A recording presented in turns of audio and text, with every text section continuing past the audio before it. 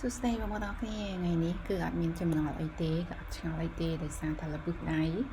ហើយនឹងជាថ្ងៃជប់សម្រាប់តាមពិតខ្ញុំជប់សម្រាប់តាំងពីថ្ងៃសៅរ៍ឬថ្ងៃអាទិត្យនោះម្លេះវីដេអូនេះខ្ញុំទៅមានពេលខ្លះណាដោយសារឡើងទៅលើតបូទៅឃើញស្តូប៊េរីម៉ាក់គាត់ទៅរៀងអន់ដើមហើយចឹងក៏ចាប់ដើមជួយគាត់ដើម្បីបេះស្លាកចាស់ចាស់ហើយនឹងបេះខ្នែងដូចខ្ញុំបង្ហាញមិញហ្នឹងគឺបេះខ្នែងដែល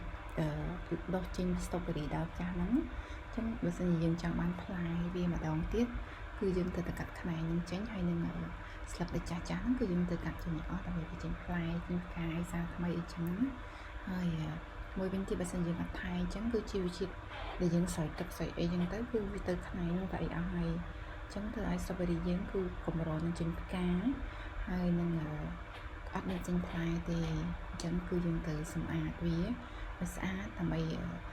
ដាក់ជីវាហើយនឹងក្រាលកាមឬក៏ក្រាលចំបាំងសារថ្មីដើម្បីវិទ្យាគោលហើយនឹង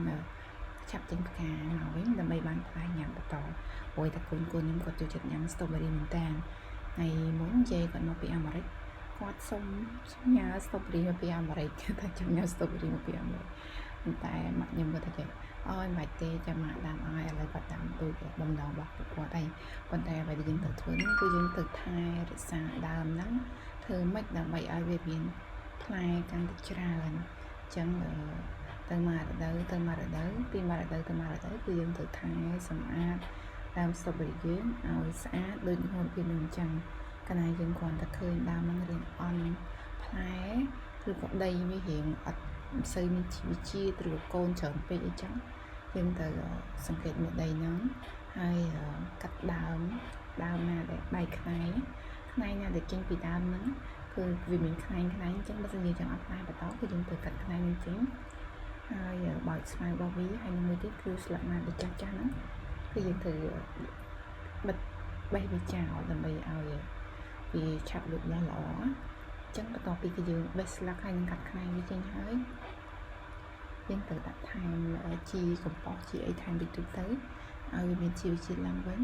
ហើយបន្តមកទៀតគឺយើងត្រូវដាក់ច្បាំងពីក្រោមដើមហ្នឹងនិយាយទៅគឺពីលើដីដែលយើងកំពុង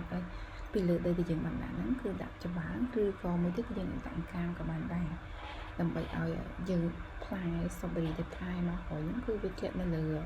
ចម្បាំងហ្នឹងគឺអត់មានសត្វស៊ីទេបើអញ្ចឹងទេគឺសត្វស៊ីអស់ហើយព្រោះស្តូប៊េរីគឺជាផ្លែមួយឆាប់រលួយមែនតើបើសិនជាផ្លែស្តូប៊េរីធ្លាក់ដល់ដីគឺរលួយហ្មងអញ្ចឹងបងអាច